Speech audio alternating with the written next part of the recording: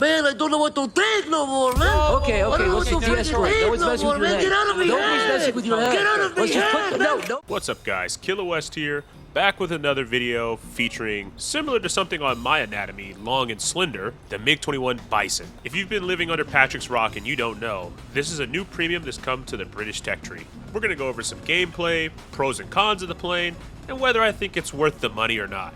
So let's get into it. I like to play the MiG-21 BISON at altitude. I see this F4S and think, he's free. Flying right at me, a little diagonal. But that's not really a problem for me because the MiG-21 BISON has an upgraded radar versus the MiG-21 BIS. No. R-27R1 slides in there, too easy. Saw that missile a little earlier coming from the left, so I'm trying to look for who shot it. MiG-23. All this guy can do within 5 kilometers is smile and know he's completely worthless. Kind of like my ex-girlfriend, shout out to her. Now we go on moving to the next engagement. I see an F-16 and realize, damn, I got up-tiered. I'm gonna let this F4S take up all of his attention. I'm waiting to use the thing that really shines on this plane, that's the R-73. I let that sucker off the rail and he's screwed.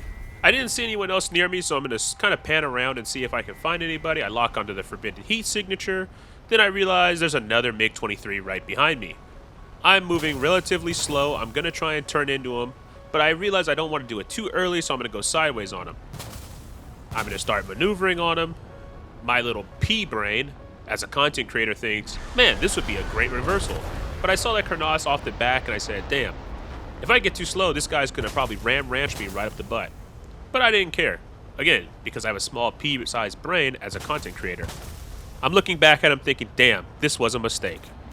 And it came to bite me in the ass.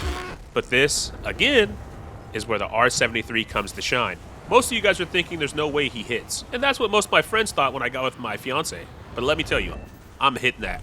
I can assure you we put that fire out and we went back to base, landed, and had a great game. This game I'm looking at the contrails wondering, what is this guy thinking? Why is he all the way up here? Sees in 24 kilometers of me. I'm going to let him close to 20 kilometers and I'm going to fire this R-27 at him. But then he starts to turn and drop flares, so I think, this guy might have more than just a brainstem. So I'm going to wait to see what he does. I look around, because I got that launch from the F4, but I don't see anything near me. Then he turns directly towards me. And I have to kill that lobotomite. Within 10 kilometers, the R-27 is pretty good at his job. I start to go a little sideways, just in case he's firing something back. And jump scare. He's screwed. He gets boned harder than your sister by your uncle. Now we're going to start looking down towards the floor and find a new target. Now the key to this is finding someone that's moving towards us. I initially want to lock up this guy, but he starts to turn, not worth my missile. But then I see this MiG-23. Brain dead is all of them, coming straight towards me. I drop the missile and it's a top down. A perfect situation for R-27s. And the upgraded radar on this thing. But even if it wasn't upgraded, you'd have a pretty good time. Then I see everyone shooting missiles at me, and I'm pretty sure that's a radar missile coming from that F-14, so I try and go cold. Successful, just like the rest of my YouTube videos. Now my goal is to get down as fast as possible and go into another fight. Should I have turned away and kept running? Sure. I fire this R-73 off. Don't know where it went, pretty sure it got caught up with the other missile. But this guy's slower than molasses. Now it's time to go in with guns. But I'm not Deafin, I'm not Jube, I'm not Walrus. I don't hit those. Except for the last shots. I do hit those. I start running and I see a MiG-23 ML and I think in my head again, you're a content creator. Dogfight everything. Don't be brain dead like me. I'm literally a vegetable. I'm trying to dogfight this guy knowing that there's a bunch of people around thinking, wow, this will be such a great clip for the video. Boy, am I a lobotomite. I'm seeing this F4S start creeping up on me and I think, oh shit. But it's okay, because R-73s carry me like a backpack. I let that out, and because the F4S isn't aware, he doesn't turn off his afterburner, and he gets destroyed. Now let's get into the pros and cons about this plane. The first huge pro of this aircraft is weapons package. It comes with R-73Es and R-27R1s. But let's start with the R-73Es. We're about to let this one off the rail, and as you can see here, it pulls 54.9 Gs. The stat card says it's only supposed to be able to pull 40 Gs, but upon further testing, I've seen it pull more than 40 Gs on multiple occasions.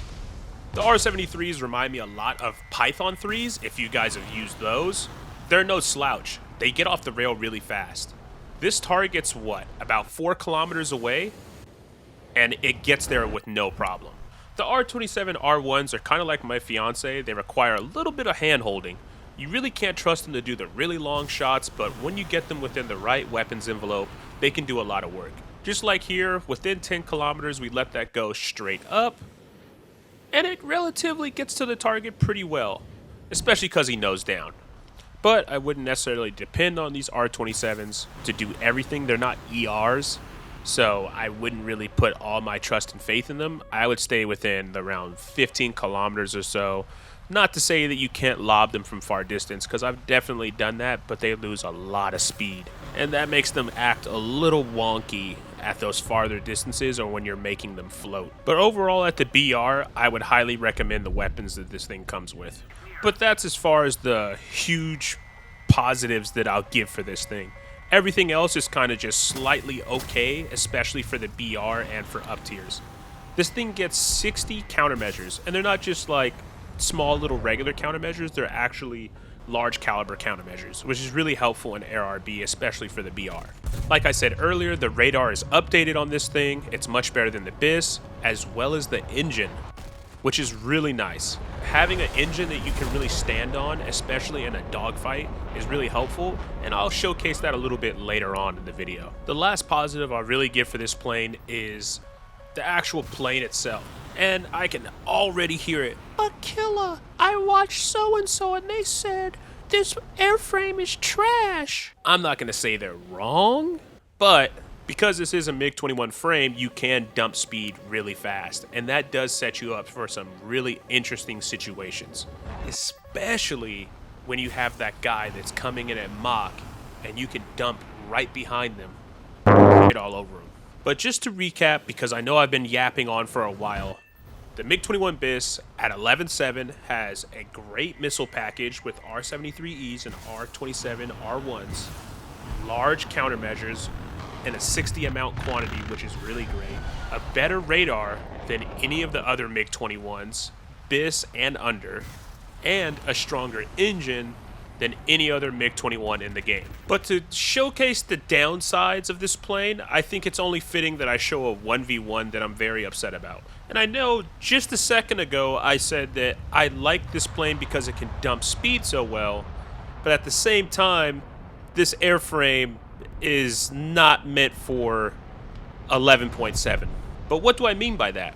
When I played the MiG-21 BIS for Sweden at 11.0, I grinded out a lot of different things because I loved the airframe, but it was at 11.0.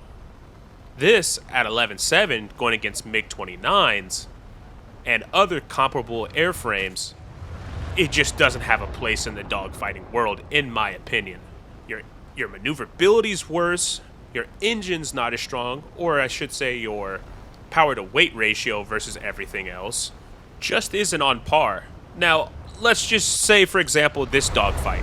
I'm fighting a MiG-29 player that really isn't playing the plane correctly. In all respects, dogfighting-wise, the MiG-29 stomps the MiG-21 BISON. But somehow, some way, I'm staying somewhat competitive with him. That's not always going to be the case. Don't let this video fool you. You will get stomped on by things that can fly much better than you and players that know how to use better planes way better. That being said, the MiG-21 BIS at 11.0 makes up for its missile package or its weapons package with its airframe. The exact opposite is true for the MiG-21 BISON. The missile package or the weapons package makes up for poor flight performance. But unlike my ex-girlfriend, this is where the complaining stops. And now it turns more towards you, the person that will be flying the MiG-21 BISON, versus the actual plane. If you don't have a lot of experience and you've never really flown MiG-21s and you buy this as your first premium, I'm sad to tell you you're probably in for a rough time. The MiG-21 is an interesting aircraft. It definitely takes time to learn and will eat you up in the beginning. But once you get used to it, it's not too bad. But I'm getting ahead of myself. To wrap up the cons, the MiG-21 BISON's airframe at 11.7 and possibly getting up tier to 12.7 just isn't adequate.